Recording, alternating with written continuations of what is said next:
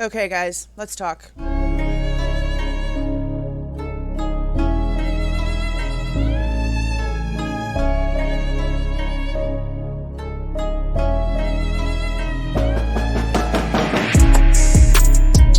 this is Jules with True Crime Reactions. Happy Father's Day to all of the fathers out there who deserves to actually celebrate today.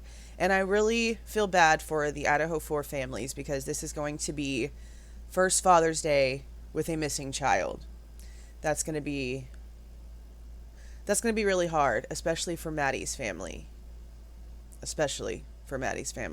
But I wanted to come out here and talk to you guys today about certain things in the case because I see a lot of comments about how come with all of the information in the PCA people don't think Bryan is guilty.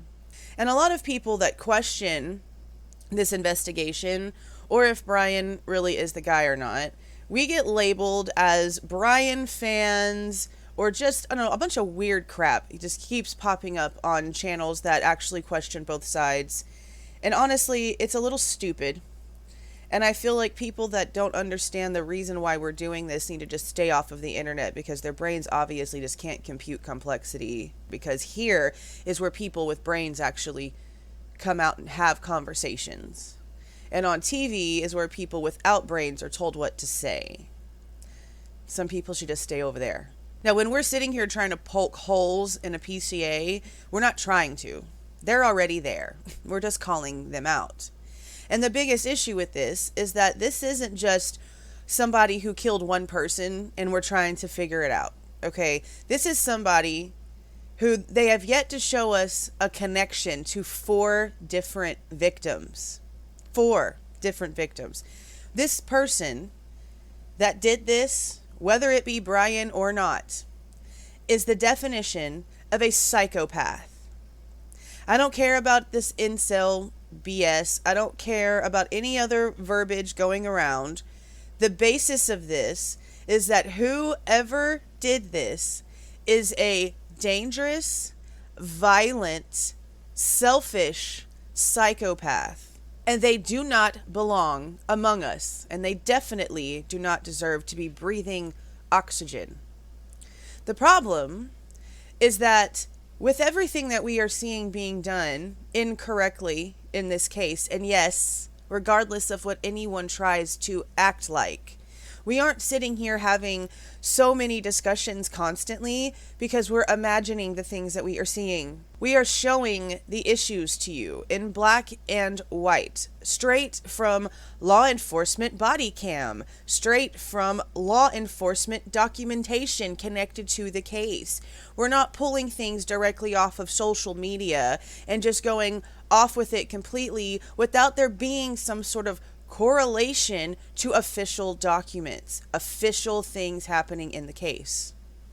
We do not want a psychopath to be let loose on the streets because of a botched investigation, because of a technicality. But we also do not want an innocent man facing the firing squad. And any of the families should feel the exact same way. Justice is not justice unless it is just.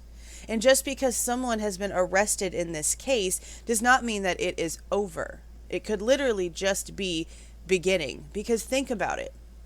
If Bryan actually does get exonerated the way that his original verbiage stated he was going to be, and now we have Bethany, according to the defense, that has exculpatory evidence for Bryan.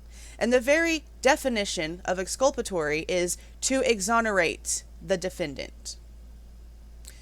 And now we have the prosecution giving them scrambled information and ways that don't really make a lot of sense. And the defense is playing their games back with them too.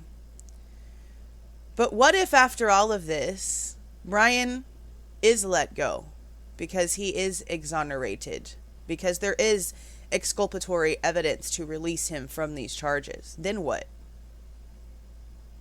Then it starts all over because there are still 4 victims whose murderer is not in jail. So what everyone needs to be really hoping is that they have it right.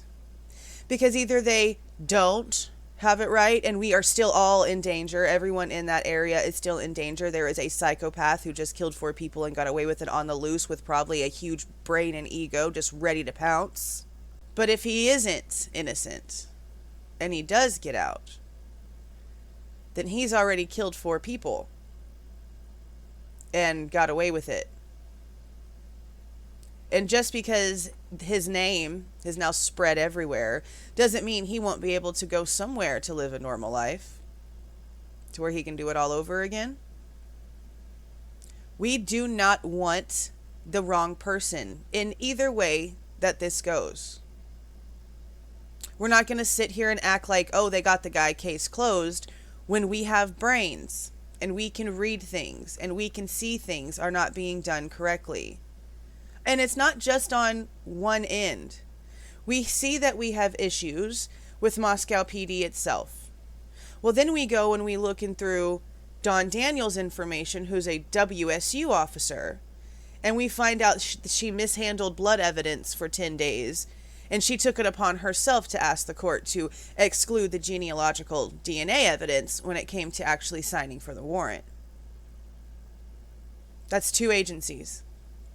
Then we have ISP, who apparently couldn't find anything on the knife sheath, and then suddenly found a male profile, but we're hearing from other outside sources it wasn't ISP that found it. They had to send it out for help, yet we're only hearing about ISP in any of the documents. So that's 3 agencies now.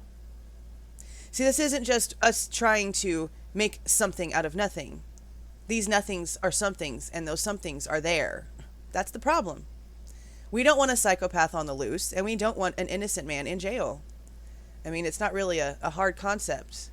We're not Bryan fans, psychos. Truth, justice, the right person put away, no holes in the investigation. It's not much to ask for. It's really not.